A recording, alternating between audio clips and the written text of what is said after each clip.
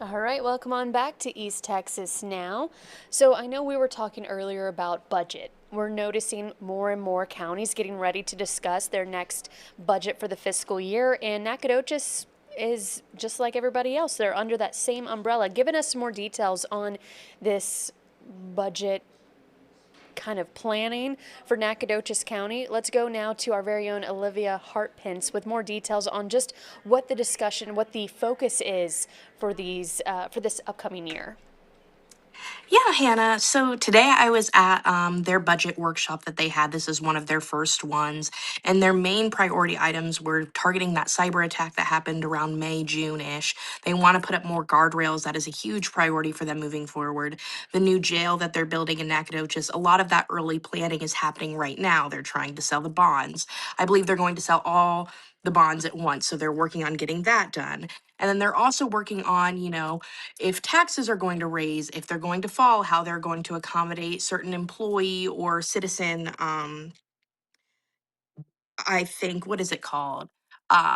Salary increases. They're just trying to improve the quality of life in Nacogdoches County. So there are a lot of things across the board. But yeah, the two main things I would say were that jail and getting some more IT guardrails up.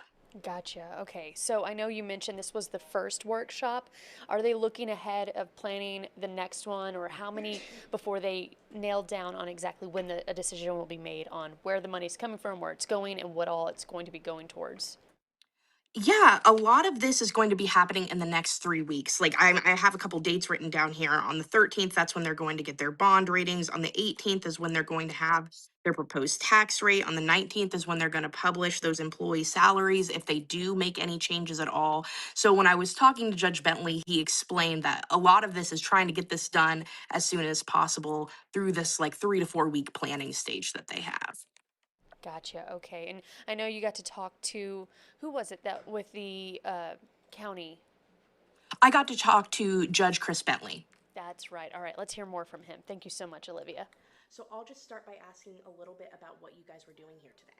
Today we had a budget workshop with the county auditor and the county treasurer, and they were presenting to us initial information and data. As the Commissioners Court over the next 3 to 4 weeks will begin to get information, or as we receive information from our CAD, our County Appraisal District, we look at what our expenditures are or forecasted are going forward, and that'll lead us into having the discussions on levies and tax rates for the FY27 year.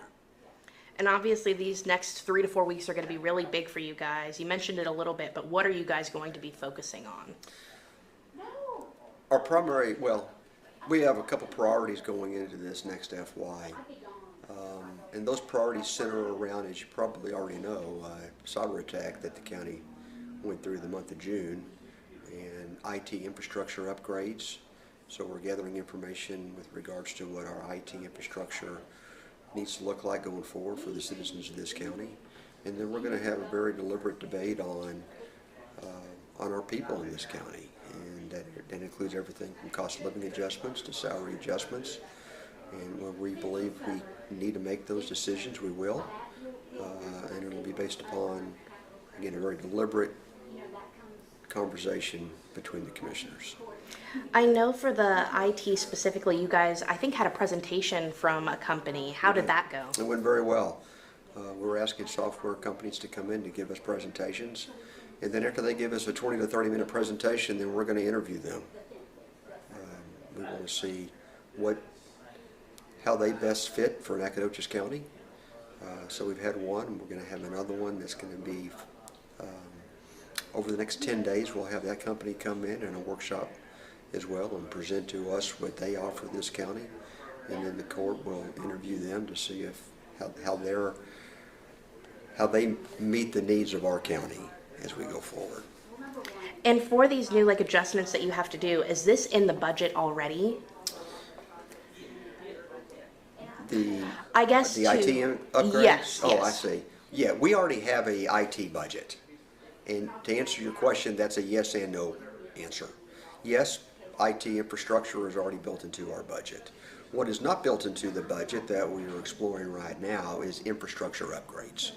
I define those upgrades as cables and switches on the campus that you're on right now. Our cables and switches are decades old, and we need to have it.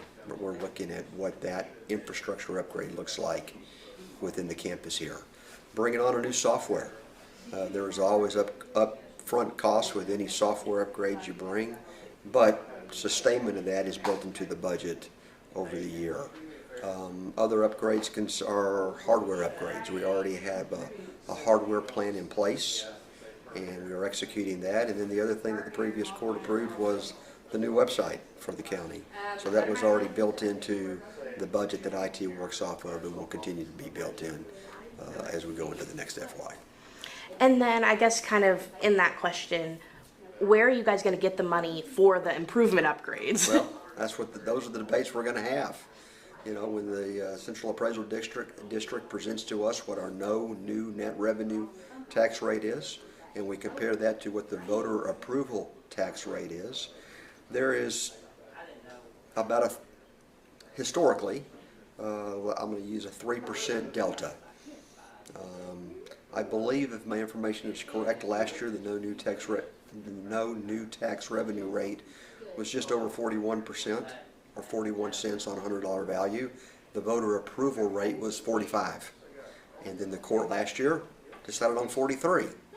Now, what was unfortunate about that is that because it was above the no new tax revenue rate, it's seen as a tax increase for the citizens of the county, when in fact the court last year decreased it. But because it's above the no new tax revenue rate, it is unfortunately advertised as a tax rate hike. But until we get those numbers from the CAD, we will not know the level of flexibility that we're going to have with the question you asked me. How do you address infrastructure upgrades? How do you address improvements? How do you address salary and or just compensation improvements for our employees? Because they deserve them. And those are the discussions that we'll have over the next few weeks as we go forward.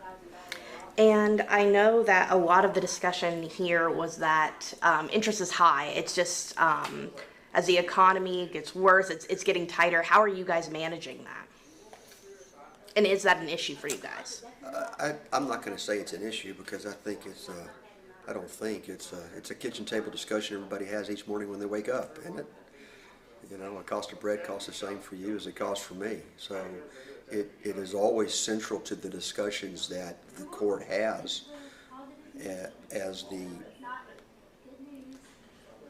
we manage the taxpayer dollar to provide services for the community.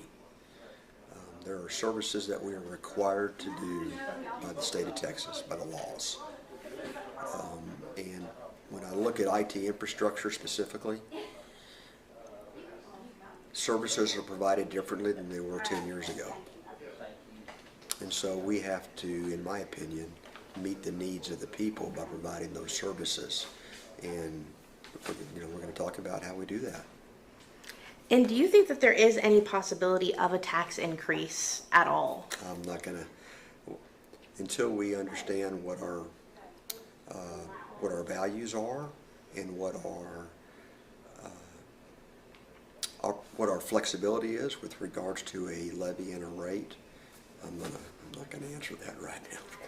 And then going into the jail bond, we'll jump right back into that.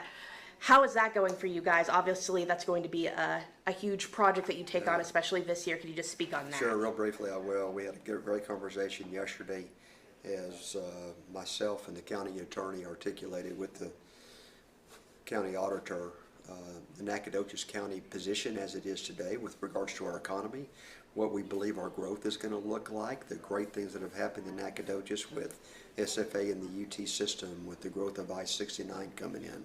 We were able to talk about our vision of economic growth going forward in this county. And that's important because we are awaiting now what our bond rating will be. And look, we're hoping for an A+ to a AA rating on that, because then that allows us some flexibility with regards to liability on those bonds when they're sold. So we expect to have that rating on the middle of August. Immediately after that, those bonds will go on the market for sale. And then once we know what that sale looks like, it'll come immediately back to Commissioner's Court for the court to approve the sale of those bonds. And then we made the decision in court previously to sell all 75 million at the same time, because that will allow us flexibility in two primary points. Number one, we'll be able to invest that up front. And then the second one is that we will only incur fees for the sale of those bonds one time. And that was a deliberate decision the court made with regards to selling all 75, or the 75 million up front. And then once that is done, we will begin as we already have. We've already hired an architect. We are in schematic design right now. And the schedule is, as I've mentioned before, construction beginning next summer with opening doors in the summer of '29.